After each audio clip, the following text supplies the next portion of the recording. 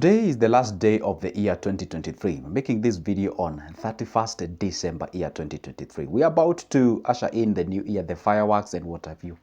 Yeah, the pomp and colors and what have you. Now, the point is this. Now, what are you going to take with you the year 2024? All right? Or this is going to pass just like any other year. On this video, I'm going to show you 6 habits that you are supposed to be addicted to as far as the money is concerned. I repeat, 6 habits as far as the money is concerned that you're supposed to be addicted to as you get into the year 2024. All right, so let's get into the point. All right, but don't forget to like the video and also comment down below, and as well subscribe so that you get notified whenever I upload a new good video. So let's get to the point number 1. One character or one habit that you're supposed to be addicted to in the year 2024 as far as the money is concerned is frugality. Have you ever heard of the term frugality? Frugality can actually be as well be minimalism or minimal. Okay, now frugality is a term used to describe individuals who survive on lower than they make. These are guys who sort of sacrifice, that's what you guys call it, a sacrifice for the purposes of them living below their means so that at least they can be able to channel the chunk of their money towards an investment. All right, that is what we call the frugality. It's a very good character, and actually this is a character that some of our forefathers used when we were fighting for our independence. They used to survive on minimalism. They used to survive on less so that at least they can make our future. For example, where you are right now, your parents must have sacrificed one thing or the other. The point remains this, that you have to sacrifice whether you like it or not. So the frugality is one of the good character. And by the way, some people may say, hey, frugality, life is short, life is for the living and all those kind of things. I agree what you're talking about. But at the same time, it's also factual that even if it's a short period of time, does not mean that you're supposed to live in a horrible life. Let me tell you one secret. You've never seen something hard like living in a very miserable life in just only for a single year. It's one of the toughest time that you can ever live in this life. Now, what exactly do I mean? Frugality is a character that you ought to incorporate in yourself so that at least you grow. Frugality in the sense that whereby you making, let's say 50k, you're making 50k, all right? And then within that 50k, you're actually surviving on say like a 30, all right? Then that means you're living 20k, which is investable, meaning you can channel it towards an investment rather than just making 50 and then consuming the entire 50. Then it means you have what we call the zero cash flow. When you have zero cash flow, you do not have anything that you can invest, and therefore it means your life is only for sustainability. And that's why you heard or hear people talk about rat race, people talk about living from paycheck to paycheck and all those kind of things. So if you incorporate this frugality, of course, what I should say is that this frugality should not be like the rest of your life kind of a character. It should be defined within a certain period of time. It should be defined within a certain period of what? A certain period of time. Meaning, like you can decide, hey, guess what? The 2024, the 2025, the 2026, for the next coming 3 year or 2 or 1 year, I'm going to go ahead and try to live under this frugality so that at least I may be able to invest as much as I can so that at least I can be able to grow myself financially. So that's a one character that you ought to have, or a habit that you need to have for you to be able to survive in the year 2024. Why am I saying so? Because the year 2024, it has a mix-up of various reactions. People are saying, hey, it's going to be a tougher year in terms of the cost of living. Others are saying, hey, things can loosen up and all those kind of things. We never know. And I always say the best thing you can ever do as far as the life and finance is concerned is to live in a paranoid kind of a lifestyle. Just live as if you're expecting something to show up, okay?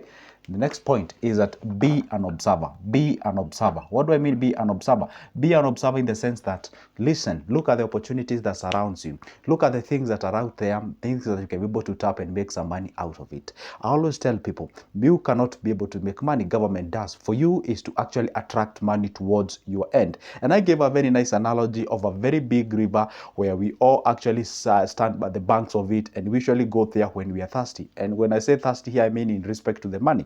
So we keep on taking the water, we're using our hands or whichever the method that you are. But the point is this: once you actually incorporate good character and also what we have, you actually, sort of make yourself valuable to people. People always throw money towards you, and you don't even have to show up to the river. People always go get it and actually come and take it to you because you're solving people's problem. So once you become an observer, listen to the ground, where you come from. Is there a gap that you can fill? Is there an opportunity that is out there that is untapped? Is there a thing that you can actually be there? And we are observer here. You can be an observer to tap an opportunity, or you can be an observer to be a creative individual.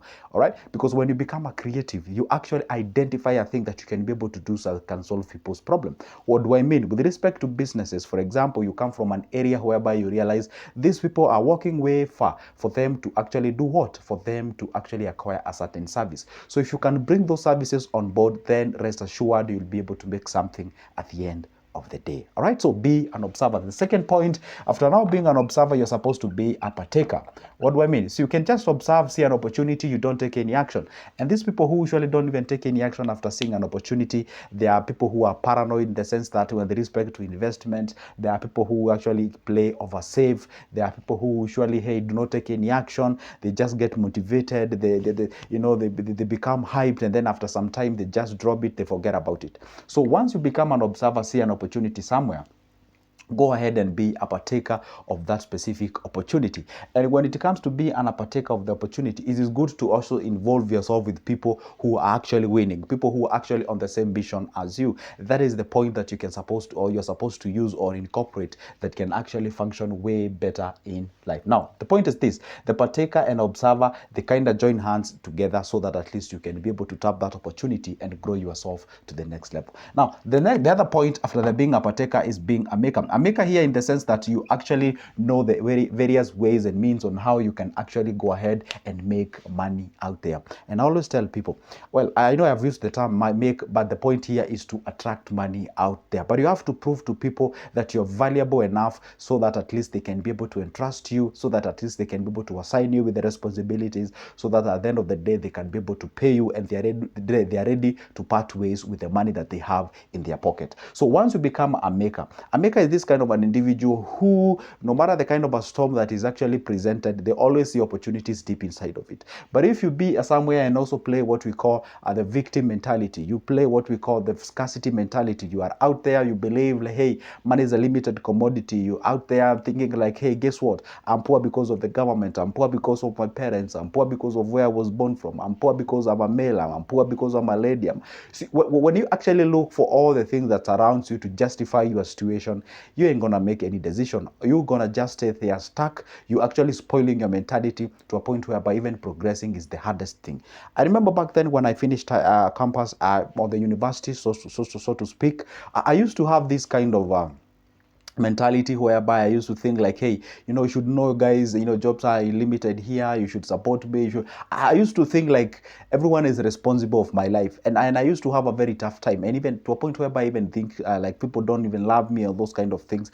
And then I used to go to YouTube, and then I could just Google how to make money, be it either online, offline, whichever the method. And then the things that I would see, most of the videos were like, hey, guess what, change your mentality, do this, don't. And I was like, okay, come on, yeah, I get what I'm saying, but if I change my mentality, then how will money flow into my pocket? I used to rub shoulders with that kind of sort of a message. It never used to make sense. Probably it is not making sense to you right now, but the fact remains, we always say the poverty starts in our head before it goes to our pockets. I know you have ever heard of me saying that, and I'll never cease to say it, because that is the reality. So the point is this: don't play the victim mentality. Play what we call, hey, guess what? I can go get myself out there. Yes, I know maybe opportunities are limited. Maybe the government ought to play a certain role. I'm not trying to brush that off. That's for a fact. But again, most of things that ought to be done for me to be rich or me to become financially ready, it's from the internal part of myself. That is as simple as that.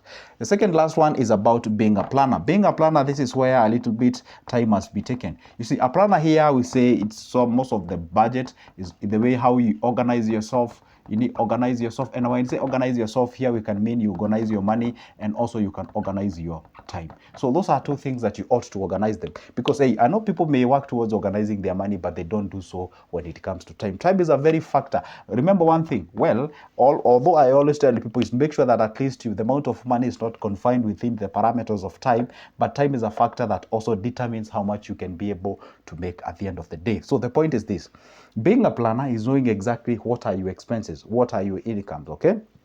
What do you survive on? What are your needs? What are your wants? What are your must-have? Nice and good to have. So once you have a disparity between all those or among all those things, then you can be able to know, hey, guess what? Once I get my salary, I'll channel my money towards these points, and then this, then that, and that, and then I'll minimize as much as I can to have what we call the idle money. And once I do exactly that, therefore, progression or development or growth is not a question of if, but it's a question of when. So being a planner is a thing that you can never brush it off as far as the life of finance is concerned. It is the most ultimate thing that you need to have. Even when you want to help people, even when you want to be out there, even when you want to sort of go out there and be able to, help maybe some people, your family members, or whoever you want to do. You cannot just do it in anyhowly. All right, you have to make sure that at least you plan, you budget for it, and also you understand your numbers very well. Sometimes when I receive calls from my clients and I ask them, hey, how much goes for a certain thing, and then they're kind of thinking about, and then they tell me, I haven't been sure, I haven't been monitoring exactly. That's like a red flag. You see, the thing that we usually say when you want to marry, and someone says, hey, when you see this, then that's a red flag. That's exactly what I always tell people. That is a red flag when it comes to finance. Understand your numbers very, very well. And if you do exactly that, then everything gonna be good as far as the money is concerned, right? So allow me to go to the last one. The last one is actually be a what? Be an investor. Be an investor. And I know when I say be an investor, you're like, that sounds like for the rich people. That sounds like for someone who is wealthy and all those kind of things. No. I've been talking about some videos here. I've made some information here about the stocks, the shares, where you can actually invest as low as 100 Kenyan shillings. That's like less than $1. You can invest it. And then there you are, you're saying, hey, guess what? Shares are for the rich. I don't know what. Something like treasury bills and bonds, you can even invest with at least 50,000. You can be an investor. All right. So when I say be an investor, always look for what you can be able to do with the money that you have in your pocket. And allow me to give this a simple example. Here in Kenya, we usually have some people who either shows up early in the morning or maybe late in the evening. These are the guys who usually sell coffee. They hawk coffee. They make coffee with a very nice thing, and then they walk around with this disposable, cups or something, and then they just come and then they press, then they sell you. They just sell for like 10 cents or something of sort with respect to dollars. So now the point is, these guys don't even require like a humongous amount of money. Like with a budget of 1,500, the guy is done. All right, you can be able to actually buy that can for whatever. Seriously, you can be able to start a business with any amount of money that is out there. It may not be that what you want. It may not give you the good returns or maybe bigger returns that you're anticipating. But the fact is, it can get you started. That's for a fact. And I always say this. Do that what is available as you look forward into getting that what you want. That's the reality. And I always love to give myself as an example. Back when I finished my campus or university, I got myself into a job that I wasn't even loving it. Okay, what we call it, the paintings and the interior design, interior decor, but I didn't love the job, but actually I was appreciating it because it used to pay my bills. But I knew one thing. Hey, guess what? Pick that what is available as you wait. Or not even as waiting, but as you work for that what you're looking for into getting in the future. That is exactly how you do it. Okay, so my point is this: be an investor. Learn to put your money on the go. All right, don't just have an idle money in your bank. Just love to put your money on the go, so that at least you can be able to be making more money as you progress to the next level.